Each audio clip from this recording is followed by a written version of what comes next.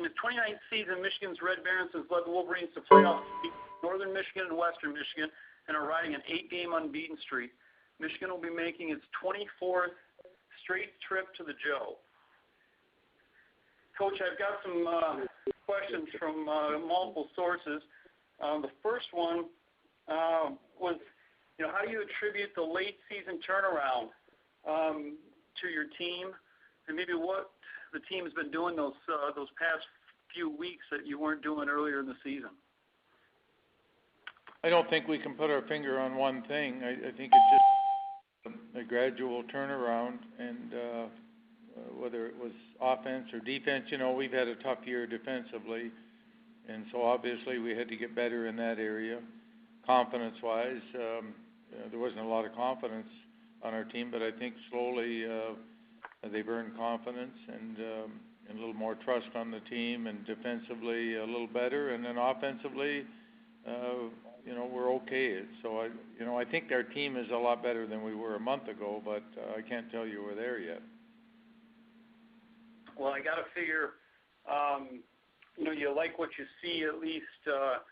Nothing like peaking at the, right before the playoffs start, and then 4 straight wins in the playoffs. I think with 12 NHL draft picks on the team and 4 straight wins, you got to feel probably better than you did earlier in the season.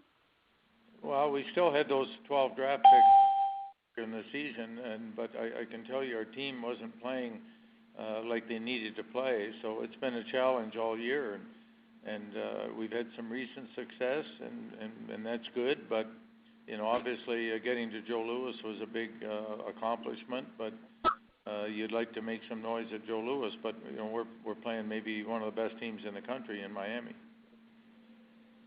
Can you talk a little bit about that matchup and what you feel like going into to Saturday's game? Well, they're a scary team because they can score with anybody, and defensively they're the best team in our league. So, they don't give up much, they don't need much, and they've got a lot of offensive firepower. I think they've got a lot of offensive skill, and their coaching staff have done a good job. I mean, they've been the team to beat all year in this conference. Well, I guess from Avast Colorado College Hockey News wanted to ask specifically about freshman goaltender Steve Racine and his success over the past few weeks, and what do you think's behind that? Well, I think the team is behind that. I think the team is playing harder, playing more desperate, and better defensively, and so it gives your goalie a better chance to be a factor.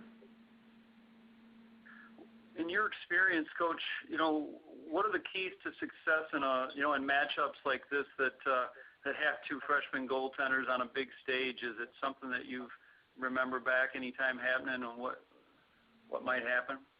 Yeah, well, what can happen. I mean, the game can go either way, but these are big games for both teams. Obviously, we've got a lot more at stake than Miami does in the big picture, but we played a couple of games at Joe Louis this year. That might help us, but nevertheless, this will be a big game between 2 good teams.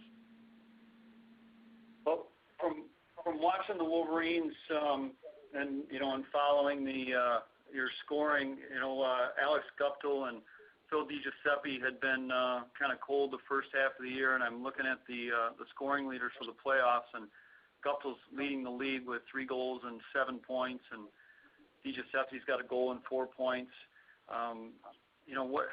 What was it about, or maybe both of their turnarounds? If you start with Guptill, what maybe kind of got him going? Well, Guptill's a good scorer and was at the start of the year, but whether the puck wasn't going in for him or whatever, the same thing with Phillip. But it seems like when our team played better, so did these players. I mean, these players are sophomores, so I think our team has been led by A.J. Trias coming out of the gate, and then Kevin Lynch in the playoffs. I mean, these guys are really playing well, and I think that sets the stage for our younger players to play better. Well, and I guess, from your freshman defenseman, Jacob Trouba, it came in and was, got steady minutes right from the beginning and was good. But I think he doesn't seem like he's playing like a freshman right now. What's your take on his season? Well, he's one of those impact players that every so often you get. I mean, Riley Barber would fall into that category with Miami, as they've been good players right from the get-go. And we were playing without Johnny Merrill, and Trouba had a lot of slack to pick up, and he did that. And now Johnny Merrill's back, and I think our defense is much better than it was in the first half. Rory Glenn from the Cincinnati Enquirer would like to ask, what do you think Miami's most improved on since they were in Ann Arbor back in October?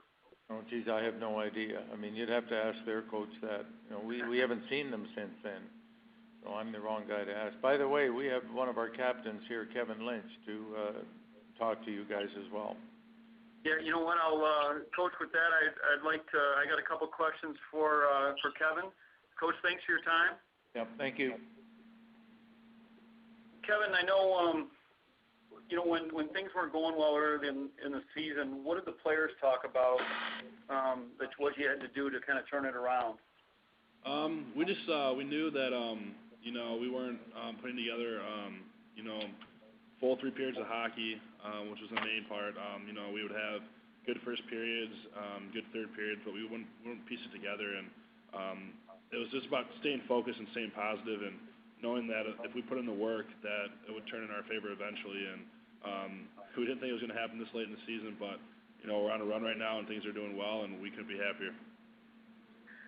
Ryan Kennedy from the Hockey News is kind of wondering about the maybe the vibe in the dressing room. You know, knowing that you know you got to win the title to play in the Frozen Four. You know, maybe compared to some of the other years going into this tournament. What's that like? Well, it's a lot like our freshman year. Obviously, everyone compares it to you know, 2010 and how we made that late run.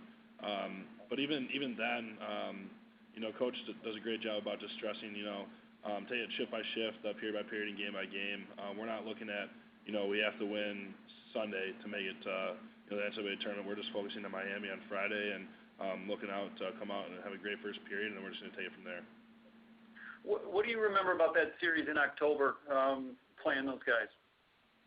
Well, they're obviously, you know, the top of our league.